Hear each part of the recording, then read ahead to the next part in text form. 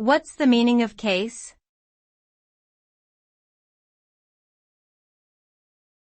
Case.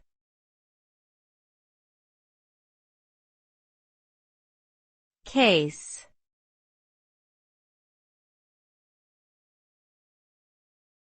Case.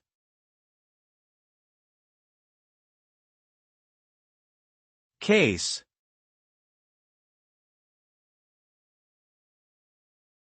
The term case has multiple meanings depending on the context.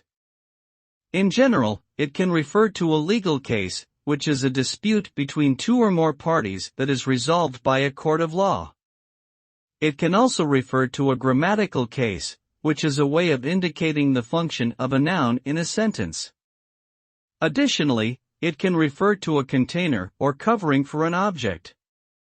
The meaning of case is therefore not fixed and depends on the context in which it is used.